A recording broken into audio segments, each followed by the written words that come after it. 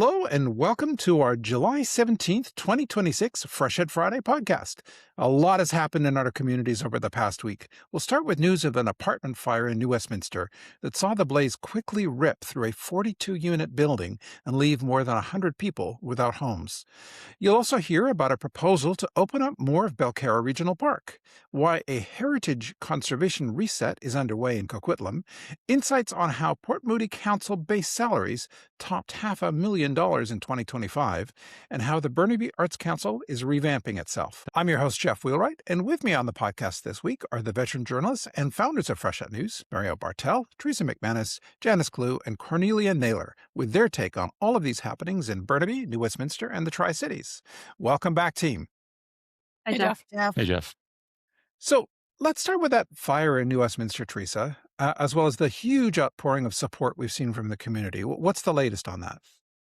Yeah, well, for folks that haven't heard about it, there was a fire that broke out in New Westminster at an apartment on 4th Avenue, Pinecrest Manor, and that was about 1:30 on Friday afternoon. And folks from, probably around the region could see smoke billowing through the sky.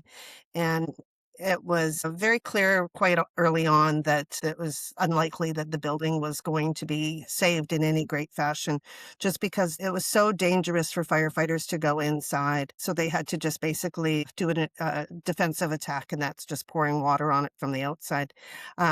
Folks that are on social media here in New Westminster may have seen some footage. There was a really quite dramatic ladder rescue of an elderly woman on a balcony. And so it's sort of like stuff that you see on television. It's not really something that we do actually see a lot of, where, fire crews have got a ladder stretched up a apartment to the third story. And as they're trying to assist this poor woman down the ladder, you can see smoke inside the different units. I did see a comment online from someone who I think may have been her daughter, who was just ever grateful for the firefighters for their efforts there. Before the fire was out, which didn't get put out until the next afternoon, a local resident, Isabella Wang, started up a GoFundMe, and that's when the support just started rolling in.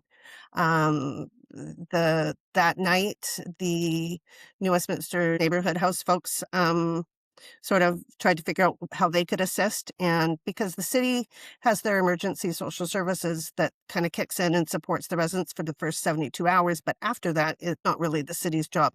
So Neighborhood House reached out to the school district, got access to Lord Kelvin School's gym, and started accepting donations. And talking to Mary Trentadue from Neighborhood House, she said that initially, well, they were a little bit slow, and she was kind of like, oh, I wonder if this is, but then they were just flooded with donations. And in fact, the next day they had to stop. They had to put a pause on collecting anymore. The gym was full.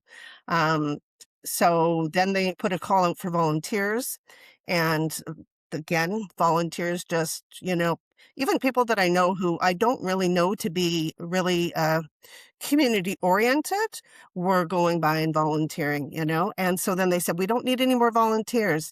So at this stage, they've put a pause on donations of clothing and volunteers. They are still accepting donations of cash to help the victims, and also gift cards that can help them sort of get going, because they were basically left with nothing but what they were wearing when they left the building. I don't have an up-to-date total as to how much has been raised. I know that at Monday night's council meeting, Councillor Tasha Henderson, who was one of the founding members of New West Neighborhood House, said at that point that there had been $70,000 raised in cash and about $12,000 in gift cards. Now, I know that number has grown because the New Westminster Firefighters Charitable Society has provided $7,000 of gift cards on their own. And then at the original GoFundMe that Isabella Wang had started up, they're sort of rolling that into New West Neighborhood House. So they're going to be charged with administering of that. And I've been told by the folks that are there that they're going to be very, very careful about how they distribute that funds. They want to make sure that they do it in a very planned way, that they're not just going to start giving out, as people start rolling in. They're going to put some real thought into making sure that it's distributed properly and equitably, and that it's transparent. So it's been really sad time, but it's also been a really emotional time for a lot of folks to see the way the community has come together. It's even the fire department. I was talking to the deputy chief, Jeff Gill, and he said that this is not something that firefighters want to see. They do their best to put it out, and so um, it's hard on the firefighters as well. At Monday's council meeting, Mayor Patrick Johnstone did acknowledge that there has just been support from every direction going from local organizations providing food, from businesses who are offering to help out, folks that are helping with animals. That's one of the things that if you're on any of the local social media groups, you'll see that sadly there's several cats that are missing, and people are just kind of hoping that they've escaped the building and are hiding out because they're, traumatized. So folks are on the lookout for that. I've seen people talking about sending out search parties to look for them in the evening. Yeah, it's been rather remarkable. And, one of the things that Tasha Henderson did say that, really kind of hit home to me. She says it's really sad and unfortunate when anybody loses a home. And she says, this is just so many. It's as if 50 houses burnt down. And that really kind of wow, like, yes, it was one big apartment building, and I think everybody recognizes the devastation in that, um, but to think about it's 50 homes, it's pretty sad, and I should add that the building next door has also been off limits since this happened because of the water damage. There is fencing around both buildings, and, yeah, so I don't have an update as to when the neighboring building may or, when it will be open to its residents, so they've also been displaced because of this. And what services have been made available for the displaced residents in terms of just even a basic place to stay?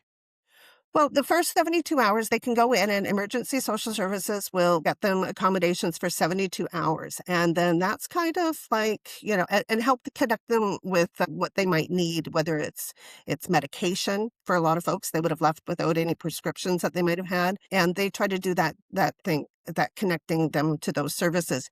The folks at New West Neighborhood House are also reaching out to all of the tenants that have been displaced, and they want to find out what they can do because they are sort of not as time restricted, if you will, in terms of assisting. It's going to be a long haul because, like even as again, Tasha Henderson tells me, there was a lot of seniors in this building. There was a lot of immigrant families, a lot of families with like several children.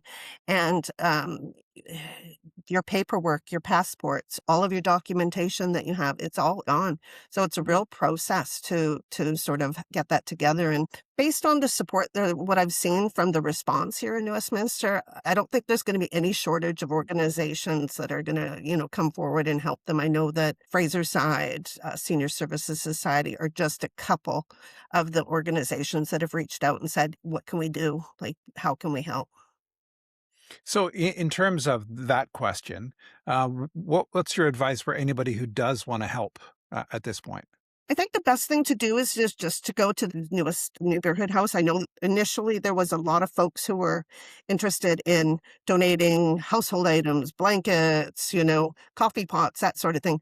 But right now these people don't have anywhere to live, so those items can't be used at this point in time. But as folks do find new accommodations, I'm sure the need will be there. And New West Neighborhood House, I'm guessing, would be the place to go. Great. Well, thank you for that. And that is both tragic for the victims of the fire and inspiring in terms of seeing how the community is responding. Next up, we have a story from Next up, we have a story from Janice about a proposal to open up more of Belcarra Regional Park. Do you want to tell us about this, Janice? Yeah, Jeff. Basically, Belcarra Regional Park is located north of Port Moody. It's overseen by the Metro Vancouver. It's a large park. It's three times the size of Stanley Park, and it's split in two with the village of Belcarra right in the middle. What Metro Vancouver wants to do is partner with Tsleil-Waututh First Nation to open up a little bit more of this park. And when I say a little bit more, it's actually almost 700 acres. This is a sacred ground for the Tsleil-Waututh ancestral burial ground. It's second growth mature forest. It is just a delight to go take a walk through these trails. What Metro Vancouver and Tsleil-Waututh First Nation are doing are putting out a survey and asking people, what are your values for this park? What do you want to see? And how can we open it up? Basically, since COVID, Metro Vancouver has been looking at its assets and saying, how can we make them more accessible to the public? Because everybody since COVID has been out and hiking around and finding out more about their backyard. And Belcarra Regional Park is about 1 million people a year. It's a lot of cars on the side of the road for Belcarra, a lot of headaches. Um, and basically, what they're looking at for these 700 acres is a area in Belcarra Regional Park called Admiralty Heights, and it's a sub area that's quite pristine and has beautiful views of the Burrard Inlet. So I would encourage everybody to go onto the Metro Vancouver website and to take the survey. It's open till July 31st. And there's going to be a presentation in the park on July 23rd between 4 and 7 at the picnic park. Um, anyway, very important to the village of Belcarra, especially because we are quite concerned about the number of forest fires.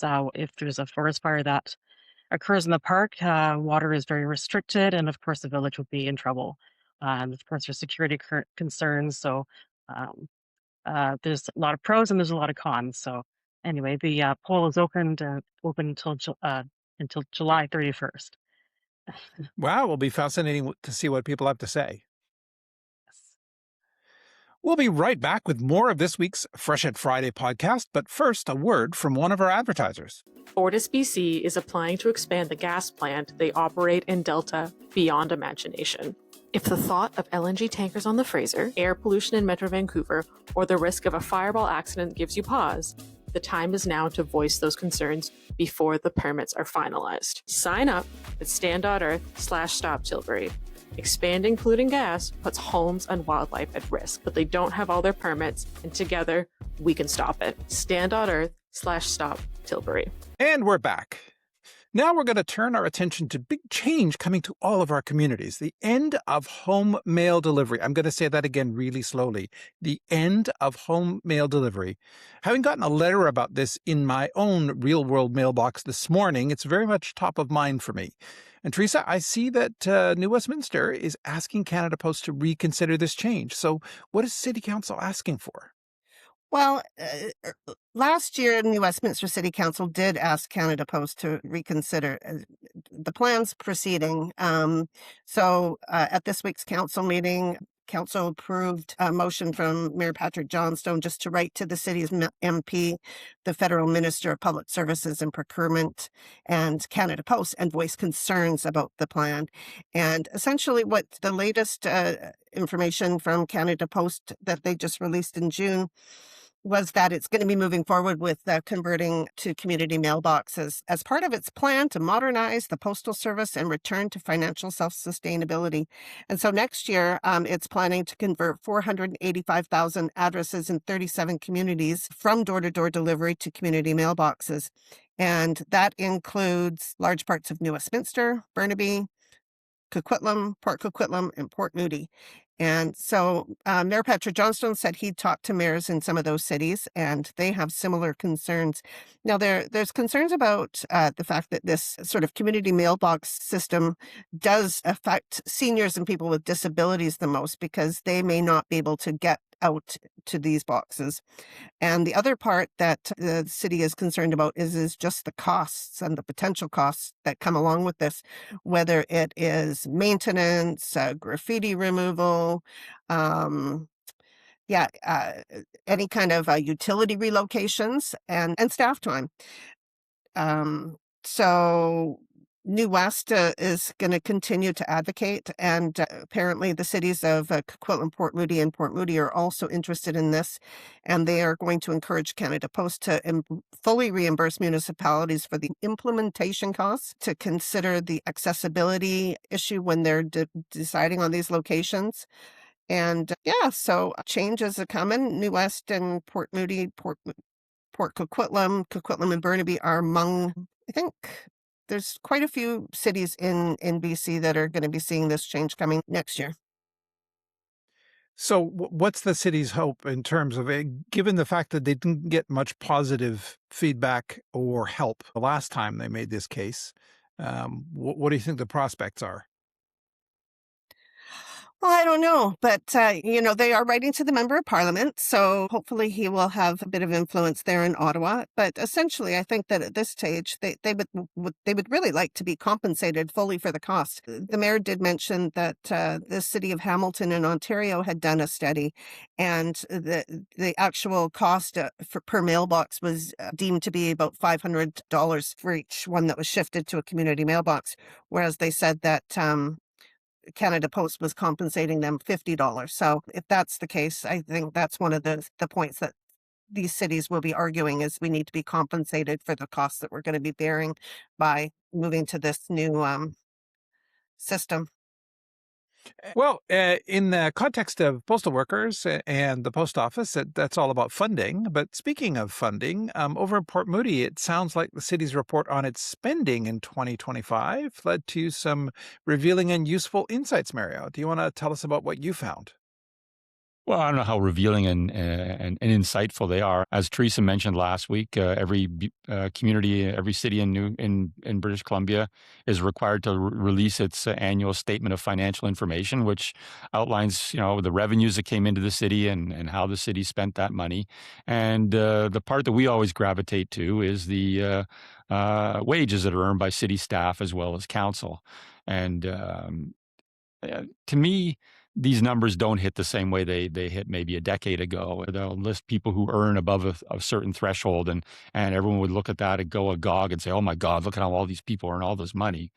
Here in BC, that threshold is $75,000, and the list gets longer every year because people's wages do go up. But when you think about it, $75,000 is not an extravagant wage to be earning in the Lower Mainland to be able to afford a reasonably decent lifestyle and a place to live and meals to eat.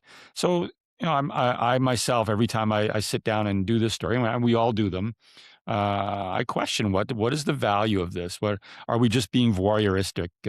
Yes, it is good to know how much councillors and the mayor make because those are elected officials, and and people can use that to that information to help judge whether they're worth whether they're doing up to snuff of what they're being paid, the kind of job they're doing. As far as city staff, these people, especially higher up managers, who can earn a really good wage.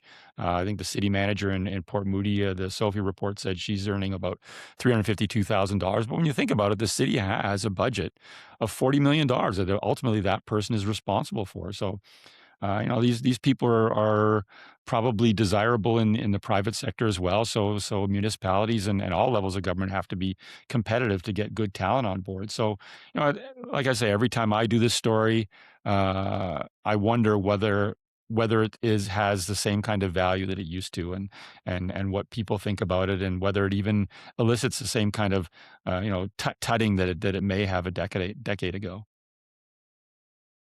I remember years ago when I was first reporting on the Sophie reports here in New Westminster, and it was the first year that there was a city employee who had made over $100,000, and so that was like, oh my goodness, somebody's made over $100,000. But nowadays, it's a nice wage, but um, it's not off the charts compared to a lot of what people are making out there. I tend to agree with you. I think that one of the things, I think that getting into the meat of some of these details is a little bit tougher because the cities all are required to do the report, but they all have sort of little differences in the way that they do it. Um, New Westminster, for example, does not have the titles of the people that are listed in that report. And I forget which one it was. There was one of the Tri-Cities that I looked at last week, and they actually named their titles. One of the issues here in New Westminster is that it's not so much that I hear people complaining about so and so making, $200,000. It's about the number of middle managers. Like that seems to be a concern. There's this belief. I don't know that it's true. Um, Again, I don't know the titles of all these people, but there seems to be a concern among some people that there's a growing number of middle managers that are sort of, well, as Councillor Fontaine in part of his campaign for mayor, he has pointed out that there's managers managing managers. And I don't know if that's, valid or not. But that is one of the things that I am hearing more about as opposed to just, the number of people who are making, X amount of dollars. I haven't finished. It's on my list to do, but I haven't done the Burnaby Sophies. But I don't know. I'm inclined to think of there being some value to this because, for one thing, you've like 75,000. Sure. I mean, we can say that that's a okay wage, but it's more and more standard. But I don't know. You've got Uber drivers and people who work at McDonald's, newcomers who have jobs that pay far, far less than that. And I think it's still just a good reminder. And hopefully what this does is empower our residents and our voters to say, these are all people who are paid with tax dollars. And instead of saying like, oh, they should be paid less, we should first of all just keep track and have a real sense that these are public servants. These are people who are paid out of the public purse so that they can serve their communities and that they're making decisions that serve the community. And for people to hold them accountable, I mean, just by virtue of their names being on that list, in a way. Sometimes they're used as kind of a race to the bottom where it's like, nobody should get paid that much or they should be paid less.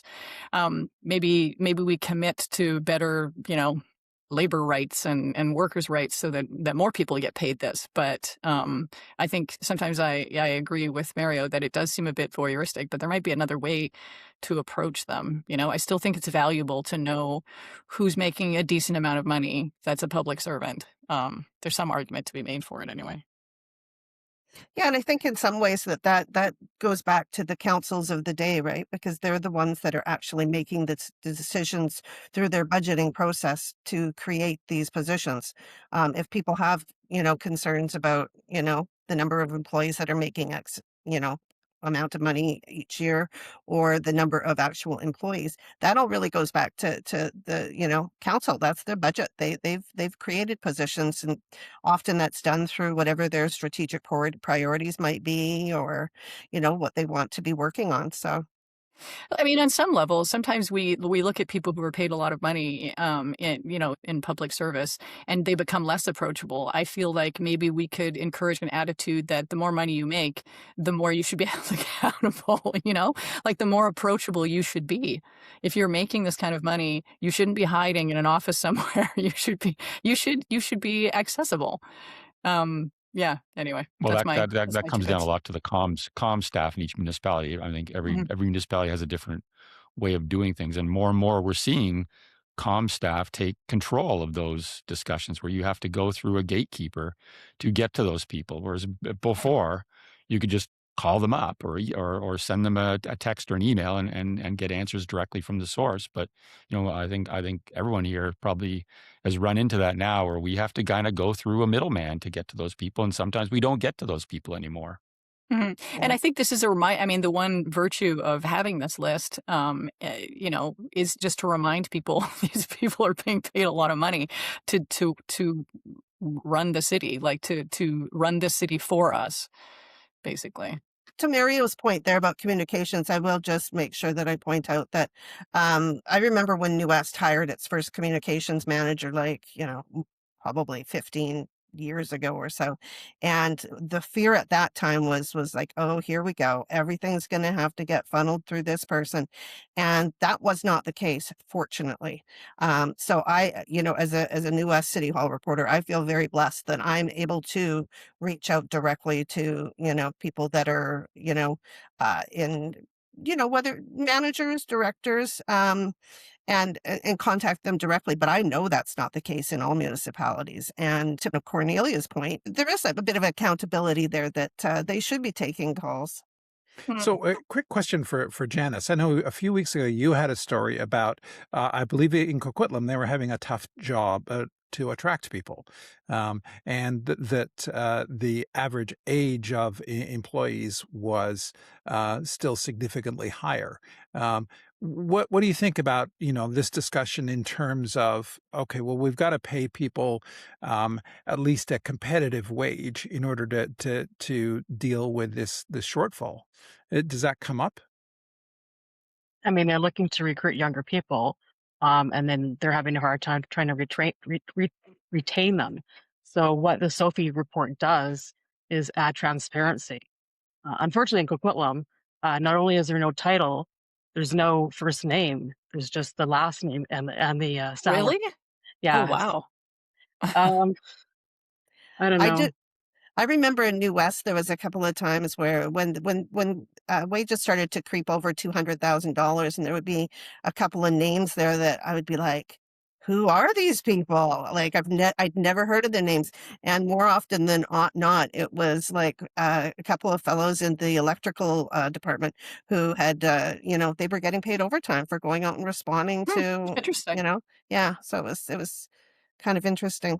But I do like the idea of having those titles there, but names should be mandatory.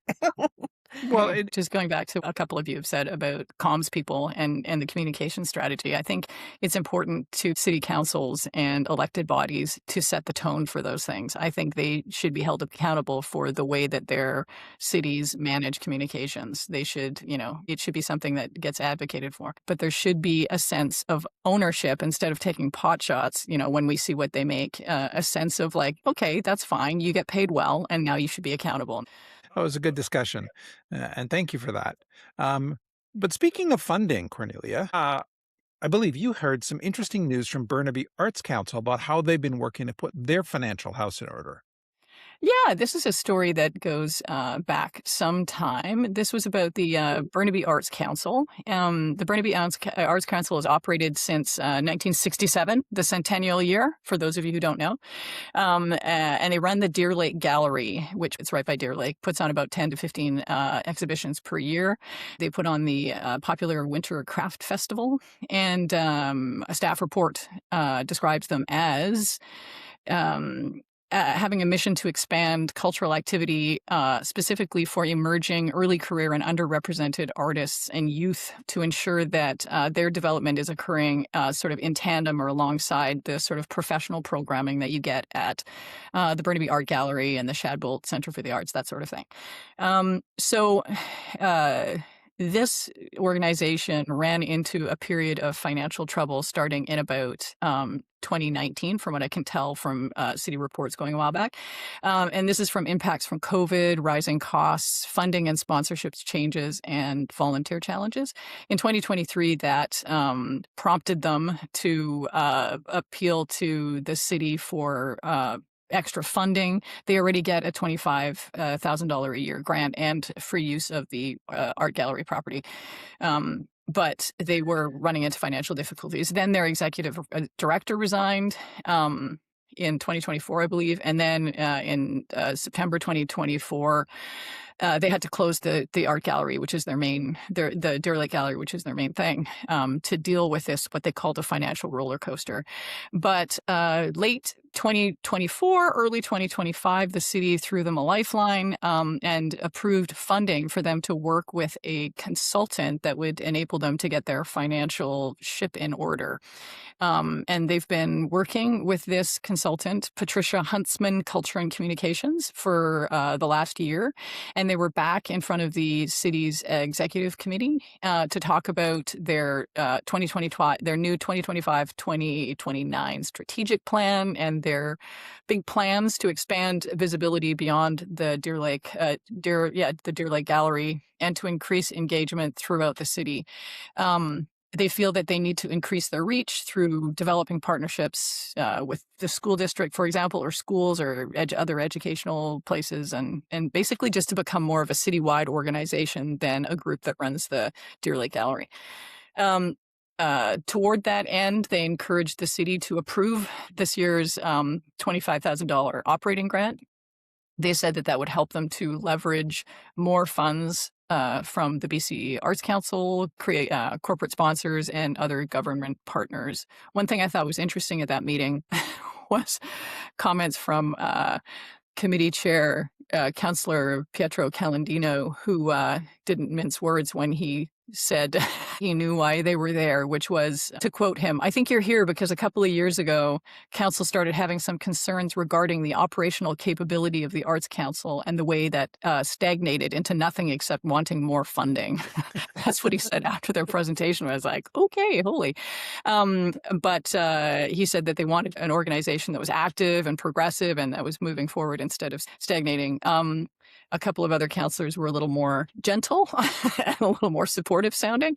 Eventually, I mean, Calandino said, that yes, arts is important and that's why we want to get behind it. But meanwhile, Councillor Richard Lee said that there's a good program to continue, and Mayor Mike Hurley went on at length about the importance of the arts and how that enables certain members of the community to really express who they are and develop and grow and that kind of thing. And so he thanked them for being very passionate and passionate enough to keep going and trying to keep the work going.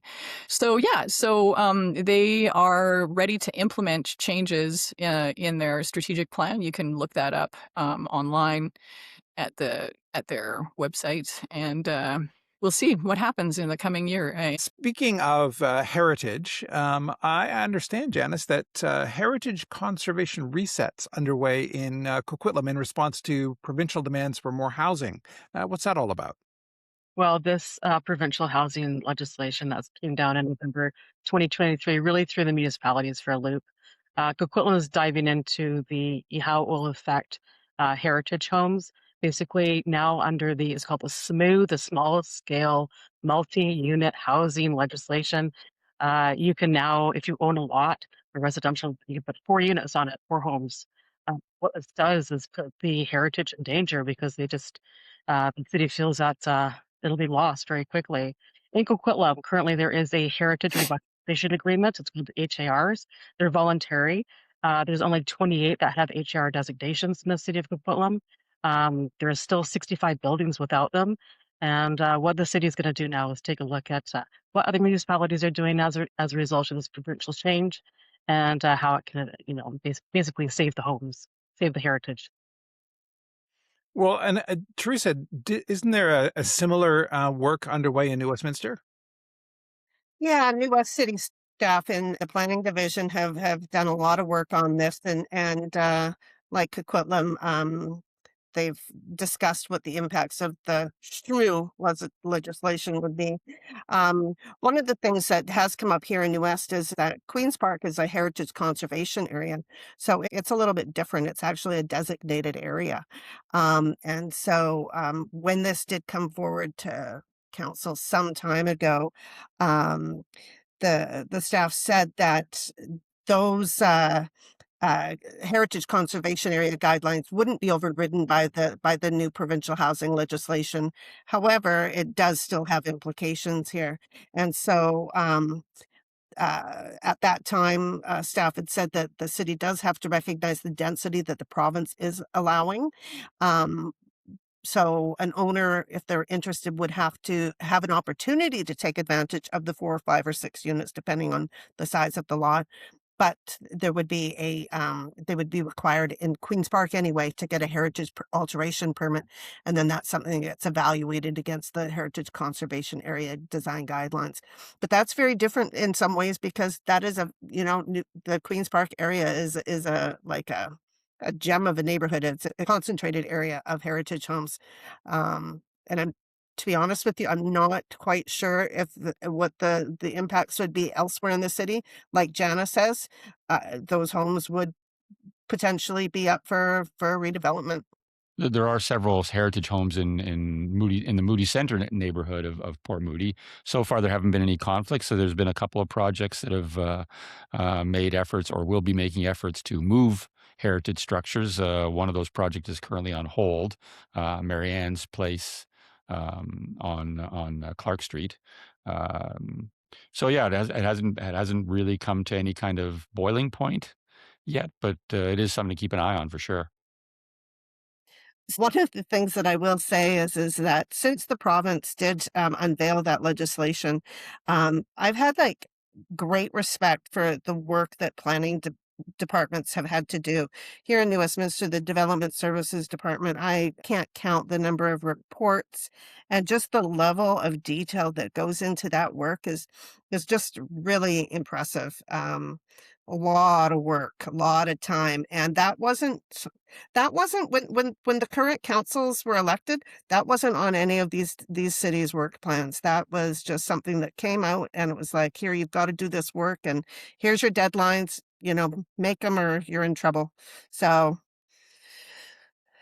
good going, staff. So now I want to turn to our Fresh at 911 segment. And Janice, I'm going to kick off with you because I saw your story about a young Coquitlam driver and her passenger being lucky to be alive after a train demolished their vehicle.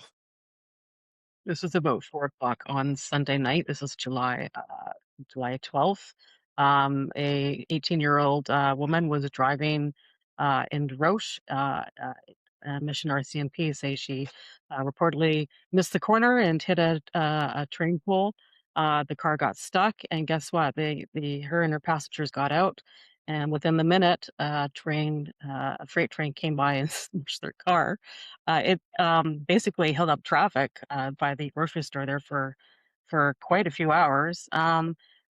Mission RCMP, this is a quote, Mission RCMP highlight, this is a reminder of the risks around train tracks and to remind the public to immediately exit and move away from any vehicle to become stuck at a rail crossing.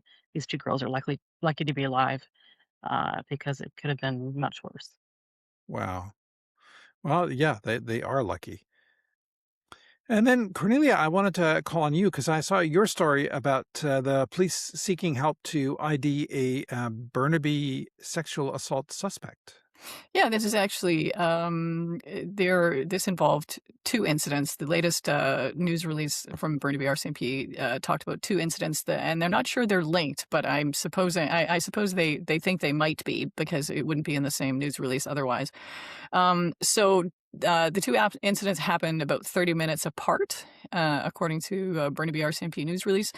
On Thursday, July 9th, at about 11:30 p.m., officers responded to reports of a sexual assault near Royal Oak Avenue and Beresford Street.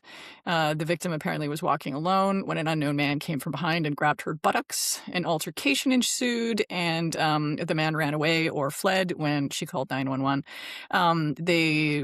Despite a quick response and extensive patrols, they weren't able to find the suspect. But 30 minutes later, just about midnight, Burnaby RCMP got another report of a suspicious man approaching a sliding glass door on the ground floor at a ground floor apartment.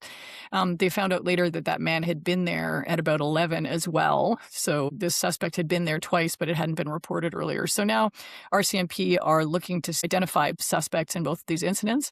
So they're looking for images or videos from doorbell cameras or dash cam video between 10:30 p.m. on July 9th and 1 a.m. on July 10th in an effort to identify the suspects and see if these two incidents are linked. Wow. Oh, there's also Burnaby RCMP also put out a news release this week on Tuesday. It's kind of a regular summertime thing, warning people to close their homes before going out or even going to work in the backyard. The Burnaby RC reported two break-and-enters on the same day in the Forest Grove neighborhood, and they both happened through unlocked patio doors. So several rooms were rummaged through. Personal items and jewelry, including jewelry, were stolen.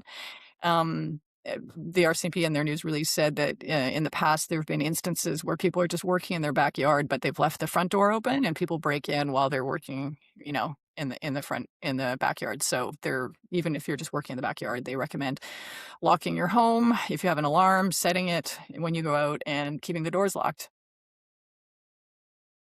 Thank you for all of that. I'm going to turn from that to what's on this week, Janice. Jeff, it's Argentina and Spain. We're going to be watching the gold medal game on Sunday. If you're not watching that, then you can go to Ribfest. And if you don't like meat at Ribfest, you can enjoy the corn, the chicken, the cornbread, and the music at Ribfest. It's on at Rocky Point Park, Friday night, Saturday, and Sunday. And this is the signature fundraiser for the Rotary Club of Port Moody. I would recommend that you take SkyTrain to get there because it is very, very busy. On Saturday, July 18th, I wanted to point out a really cool event happening at the Pier Park in New Westminster. This is the Multicultural Football Picnic. It's happening from 2 to 6 p.m. And it's a free all ages event. It's sponsored by the City of New Westminster, the Coyotes Football Club, our friends at New West on Espanol, and the Hayak Festival Association. So what you do is you bring your picnic, you bring a flag, you bring your jersey, and you park your chair and blanket at the at Pier Park. And this is all tied to Sunday's event for FIFA World Cup final. And of Wow. course, at Deer Lake Park, one more thing, we've got the VSO in the Deer Lake Park. This is a City of Burnaby event with the orchestra. And on Sunday night, it's the opera in the park. And these are really well-attended events and lots of fun. Yeah, actually, I was at Deer Lake Park the other day, just doing a little kayaking, and it's a lovely view there. Yeah. It's a lovely park. All right, I am now going to turn to sports. And Mario, what have you got for us? Well, last Thursday, while we were trying to get the paper out, I was also covering the celebration of life for Ernie Punch McLean, the former coach of the New Westminster Bruins. You wear a lot of hats in this business, but never did I ever think I'd be wearing the hat of journalist and paper boy at the same time. So I got a little help from our summer Langara student, Liam, who accompanied me to the event and did the reporting while I took care of taking photos. And it was a gathering of old time hockey. I mean, if the game has changed so much, and this was sort of a throwback to the '80s. There were a lot of former players who played for Punch McLean who found their way back to New West if they weren't already in the area. People who worked with him, coached with him, volunteers from the old New Westminster Bruins. Probably the average age there was about 70. But it was an interesting experience. The city didn't turn on a lot of lights in the arena, so it was very dark. Um, but they had some speakers. Former Vancouver Canucks player Stan Smeal, who played for Ernie at the Bruins, gave a wonderful speech, as did Mark Lofthouse, who also went on to an NHL career.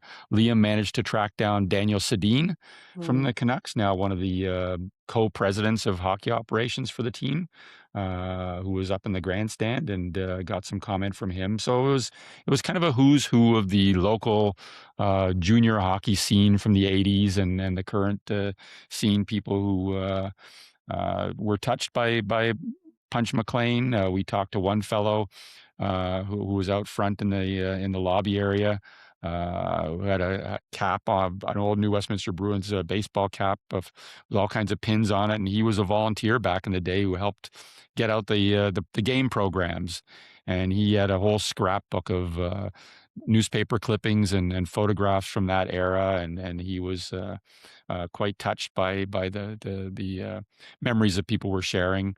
Some really colorful characters. There was one former player who went on to a career doing physiotherapy for horses, and he had quite the set of cowboy boots on. There was another fellow who coached with Ernie Punch McLean and went on to coach several years in the junior and minor pro ranks, who had this fantastic bushy Delaney McDonald type mustache and a cowboy hat, and it was a real throwback to the late '70s, early '80s hockey scene. Yeah, well, it sounds like the speakers really capture that moment. All right. And now, one more word from one of our advertisers. Fortis BC is applying to expand the gas plant they operate in Delta beyond imagination. If the thought of LNG tankers on the Fraser, air pollution in Metro Vancouver, or the risk of a fireball accident gives you pause, the time is now to voice those concerns before the permits are finalized. Sign up at stand.earth/stop Tilbury. Expanding polluting gas puts homes and wildlife at risk, but they don't have all their permits, and together we can stop it. Stand.earth/stop Tilbury. So now it's time for our favorite stories of the week. Who wants to go first? I'll go first. I think, anytime something widespread and tragic happens in a city, you can see some of the best things come out. So Teresa's stories on the apartment fire, I went down there because I smelled the smoke from I was walking, uptown at going to Save On there, and I smelled it before I even saw the big column of smoke that was coming from there. Went down there, I saw all the people, lined up, some of them residents, some of them just coming home to their apartment and seeing it on fire, and then seeing while that same day the GoFundMe campaigns really taking off, and how much people have donated in that time, and New West Neighborhood House and all the donations that poured in, and the people willing to step up and volunteer. It's just really heartening to know, to see that happening in my community. Yeah, yeah, it was amazing. And I think having a local news outlet to tell those stories and capture that is so important too, because that helps build the sense of identity for a community. When you read about the efforts that went into putting out the fire, into battling the blaze, and then the circumstances of some of the residents, and then the way the communities pulled together to try and get them back on their feet. I mean, that gives you a warm feeling when you live in a community, to know that people are stepping up, and when as Teresa said, when that Patrick Johnson said during council, that it's really a test and a testimony when a community pulls together like this, that that makes everyone feel good, and being able to see it covered in the local news and know about it, rather than just gathering little dribs and drabs of rumor and gossip on social media, is really a valuable thing. And kudos to Teresa for heading up there on Friday afternoon, to be on the scene and get a sense of what was going on right as it was happening. Yeah. Yeah, and that's your point about local news. It will also be there. If something goes on, if there's problems rebuilding, if the people who've lost their homes have problems, they have some place to go to tell their stories. They have somebody to appeal to. If there needs to be an investigation, or if there's problems rebuilding, or any of that stuff, we're here. Yeah. Teresa's here. I think one of the things, I mean, obviously the community's response, and the way that the crews fought that fire, that those were stories that I found really important this week. But one of the smaller stories that sort of came out of it was a little bit of a sidebar thing. Mario and I had gone up to the distribution hub, and we were there, and there was volunteers all over the place, and they were busy taking clothing out of bags of that had been donated, and putting them out on tables, and in amidst all that, Tasha Henderson, a city councillor who's, as I said before, is part of Neighborhood House, she came in and she hoisted this stuffed animal over her head, and it was she started crying. Two women rushed to her. They started crying, and Mario and I just kind of looked at each other, and we were like, what's this? Anyway, it turned out that somehow an 11-year-old boy, his beloved stuffy pupsters, had gotten into a pile of items from that were taken to the dump the previous day. And she made sure that that people know they are not just taking donations and taking them to the dump. There were a few things though that were like really, really bad condition, so they could not give those out to people. And included in that was Pupsters, because Pupsters is very well loved. And the boy Chaos 11 did not sleep that night. His mom Jolene said that as soon as he was going to go to bed, they discovered that Pupsters was missing. They went back to the school, had hoped that maybe somebody might be there. Nobody was there. Went back first thing in the morning. Meanwhile, it starts to spread on social media. But the part of this that I thought was just so lovely was Tasha's dad, a New Westminster resident, was the one who had taken the run to the dump and had dropped off things. And she reached out to him and she said, "Dad, can can we find this? And he said, Tasha, he said, it's piles and piles of garbage bags at the dump. People come in and they dump on top of that. There's just no way. But he went to the dump and he dug through bags and bags and bags and he found Pupsters. So it was just a lovely reunion.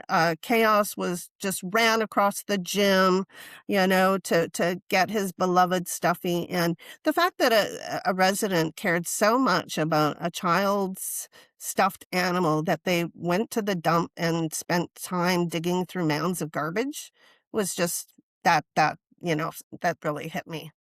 Any parent who's had a kid who has a comfort item would know what that's like. I mean, I know that my kids, if we were on the ferry, my kids could not leave their blankies and their favorite doll in the car because they were worried that the ferry would sink and then they wouldn't have their blankie. Like kids are, that would be heartbreaking, and it would be so amazing for somebody to go through those lengths to rescue that kind of an item. Absolutely. Yeah. That was my baby Beans. My family may have made a couple of trips across town when I was a kid because baby Beans was missing. Yeah, I had to make a few trips like that. Definitely remember that. And all of these stories I was going to highlight as my favorite of the week, just because they were all, first of all, I think the depth of reporting about what happened, and it was a major fire for this community, and it affected a lot of people, but also the community, I think, was reflected in the response. Mhm. And I thought that was pretty inspiring. Janice, do you want to add anything? Not really. I mean, the story of the week was Pupsters. I mean, Yeah. the community building in New Westminster is sensational. And great reporting by Teresa. Kudos to you. Thank you. Thank you all. Well, that wraps up another Freshet Friday podcast, but we'll be back soon. In the meantime, keep asking yourself the question, is it Freshet Friday yet? And come on back when the answer is yes. Thanks to our team for being here. Thanks for listening, and have a great weekend.